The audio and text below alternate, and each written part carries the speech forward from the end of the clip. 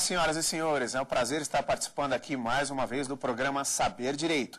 Eu sou o professor André Luiz Paz de Almeida, professor de Direito do Trabalho, professor de Processo do Trabalho, e hoje nós vamos tratar de um tema bem relevante, não só para você acadêmico que está aí me assistindo, como também para você advogado, você profissional do direito de um modo geral, que corresponde à estabilidade e acidente de trabalho. Estabilidade, acidente de trabalho, rescisão do contrato, dirigente sindical, membro da CIPA, gestante, e aí eu vou aproveitar também para falar um pouquinho sobre a licença maternidade, é o tema do nosso curso. Na verdade, doutores, é um grande prazer participar aqui também com os nossos queridos alunos, a Camila, o Júlio e a Maria Lina, que estão aqui. Obrigado pela presença, pela participação de vocês. E nós também vamos trabalhar nessa primeira aula com um tema sobre estabilidade. Vou contar para vocês um pouco sobre o histórico da estabilidade, falar também da estabilidade, não só do dirigente sindical, como também do membro da CIPA, dar uma lembrada de como nós podemos requerer isso para efeitos de justiça do trabalho na nossa petição de forma bastante efetiva. Quero lembrar você que envie os e-mails para a gente com dúvidas, mensagens de uma forma geral para o nosso saberdireito@stf.jus.br. saberdireito@stf.jus.br. Eu peço a você que você lembre sempre qual é o nome do professor e o nome do curso que está sendo dado. Repito, estabilidade e rescisão do contrato de trabalho. E como eu falei para vocês, a nossa primeira aula hoje será sobre estabilidade. Na verdade, doutores, é importante nós fixarmos alguns temas relevantes para efeitos de estabilidade. Quero lembrar vocês que a estabilidade no campo do direito do trabalho, ela não era só uma garantia de emprego, ela era um regime de trabalho. A estabilidade, gente, era um regime de trabalho porque a primeira estabilidade que o nosso país se deu conta e que ele efetivamente angariou foi uma estabilidade trazida pelo artigo 492 da CLT, artigo 492 da CLT, que tratava da estabilidade decenal. Tem muita gente que me pergunta isso, e muita gente fala assim para mim: "O André, o que era essa estabilidade decenal?" E vocês vão entender por que eu estou utilizando esse verbo no passado daqui a pouquinho. Estabilidade decenal a gente pode entender como uma recompensa. De fato, doutores, ela era uma recompensa mesmo. Era uma recompensa para o empregado que permanecia prestando serviços por longo período de tempo por mesmo empregador. Chamava estabilidade decenal, e aí lembro mais uma vez que daqui a pouco eu explico por que eu estou utilizando esse verbo no passado, mas chamava estabilidade decenal porque os empregados que trabalhavam 10 anos ou mais naquele mesmo empregador adquiriam aquela recompensa. Era mesmo uma recompensa por fidelidade. Aquele trabalhador que permanecia prestando serviços para o mesmo empregador por pelo menos 10 anos, dali para frente adquiria estabilidade. Muitos juslaboralistas, inclusive, falavam, e com razão, que era a chamada estabilidade definitiva. Aliás, doutores, a única estabilidade definitiva que o nosso país se deu conta que ele teve. Por que a única?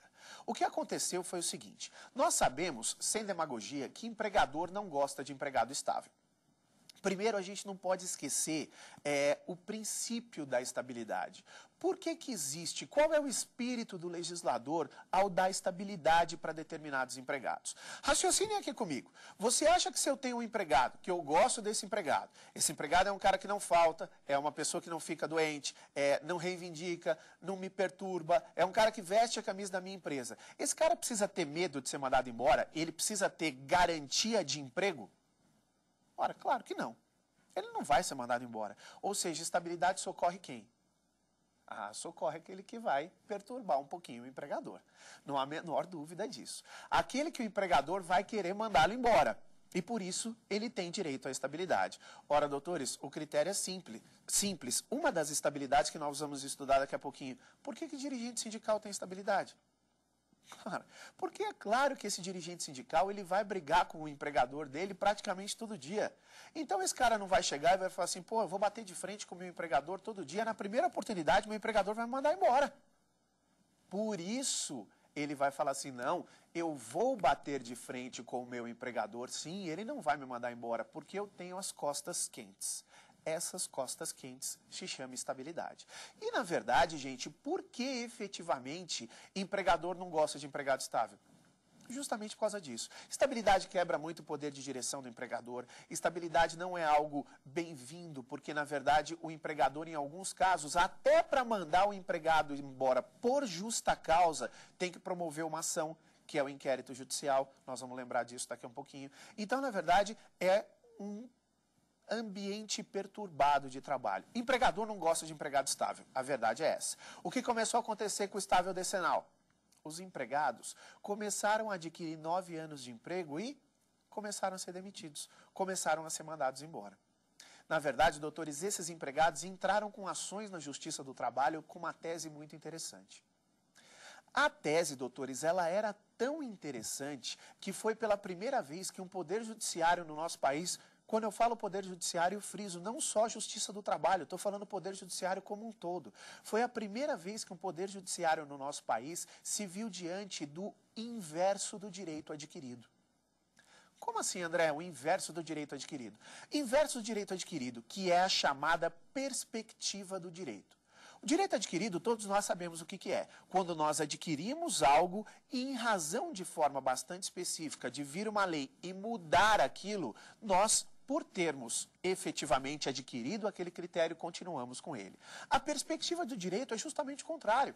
A perspectiva de direito ocorre quando o empregado ou quando qualquer pessoa não adquiriu aquele direito ainda, mas está prestes a conquistá-lo. Foi isso que aconteceu. Esses empregados, que com 9 anos de trabalho começaram a ingressar com ações na Justiça do Trabalho, eles falavam, olha, durante todo esse tempo eu prestei serviços para esse empregador, cumprindo com todas as minhas obrigações. Trabalhei correspondendo a todas as exigências que me foram feitas. E mais, algo que pegou muito os juízes do trabalho à época. Eles falavam e comprovavam, recebi até melhores propostas de trabalho. Mas, por faltar pouco tempo para eu alcançar a minha recompensa, que é a estabilidade decenal, eu não aceitei essa proposta. Portanto, não é possível o meu empregador, sem motivo aparente nenhum, aliás, com o único e claro intuito de obstar seguimento a essa minha recompensa, que é a estabilidade decenal, me mandar embora faltando poucos meses para a minha conquista. E, portanto, eu tenho uma perspectiva de em curto período de tempo, conquistá-la, eu devo ser reintegrado por ter a perspectiva de direito. Gente, a tese era tão boa que a Justiça do Trabalho admitiu essa perspectiva de direito. À época até baixou uma súmula, que era a súmula 26, hoje não existe mais, mas a súmula à época falava o seguinte, olha, os empregados que têm 9 anos de serviço, eles já não podem ser demitidos porque já têm estabilidade pela perspectiva de direito, eles já têm estabilidade decenal.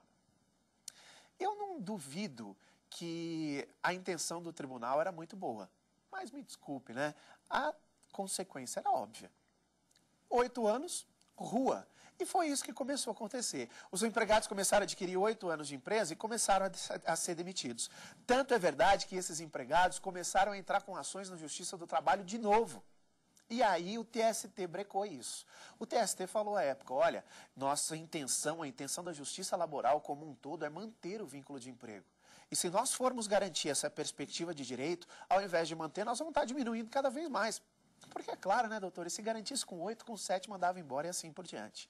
Vendo que esse regime da estabilidade decenal estava efetivamente fragilizado, o que aconteceu? Em 1966, foi instituído um regime paralelo à estabilidade decenal, que consistia no regime do Fundo de Garantia por Tempo de Serviço. Uma das conquistas mais brilhantes que nós temos. Um instituto brilhante, doutores, porque ele é brilhante como um todo. Na verdade, o fundo de garantia, ele efetivamente é um fundo que garante o tempo de serviço do empregado, onde, como vocês sabem, o empregador deposita 8% no 7º dia do mês subsequente ao vencido, da remuneração que o empregado obteve no mês passado.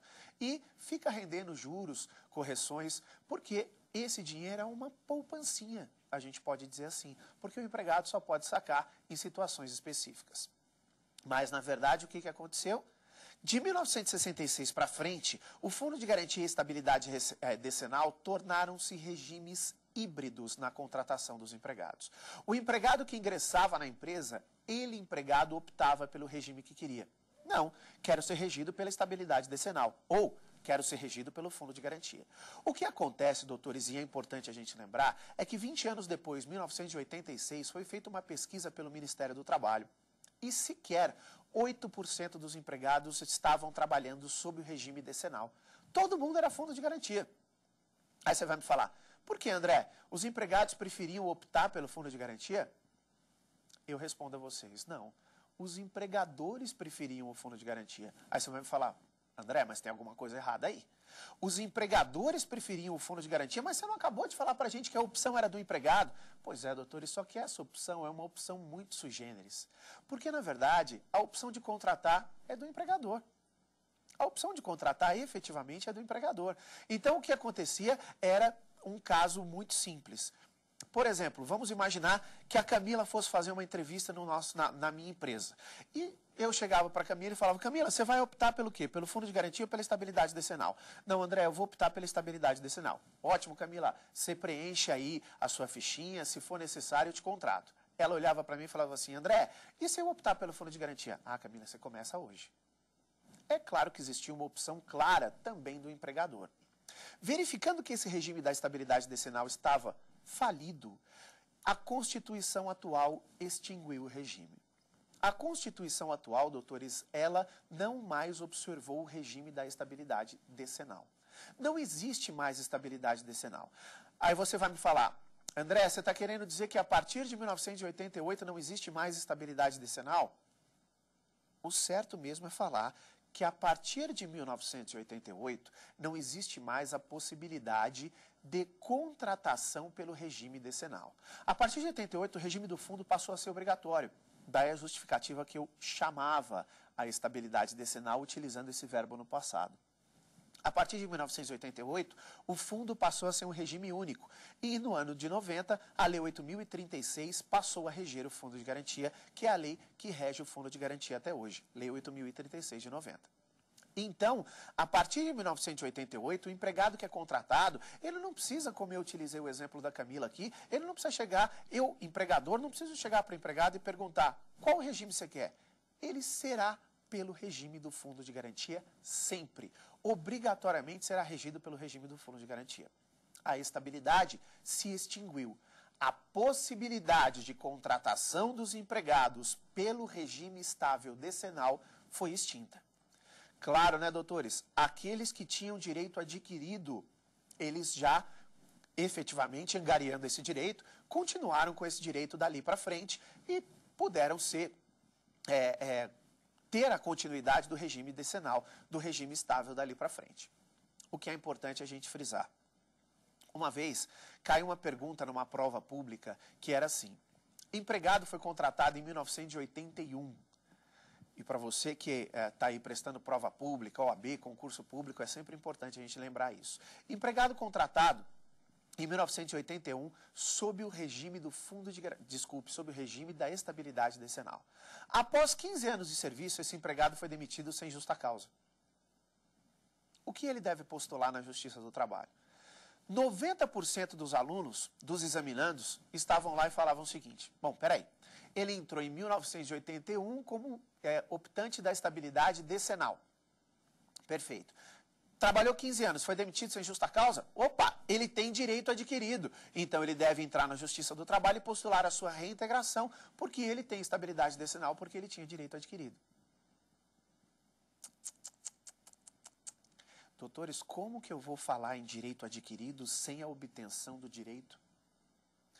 Para que esse empregado tivesse direito adquirido, ele deveria, em 1988, já ter 10 anos de serviço prestado, ou 9 pela perspectiva que já foi informada aqui. Se o cara foi contratado em 1981, meu amigo, até 88, ele não tem como ter direito adquirido, porque ele não tinha o direito, ele tinha 7 anos de serviço. Então, ele efetivamente não tinha esse direito. Agora, uma coisa interessante. Vocês perceberam que a Constituição Federal simplesmente esqueceu desse tipo de empregado? Você imagine aquele empregado que começou a trabalhar em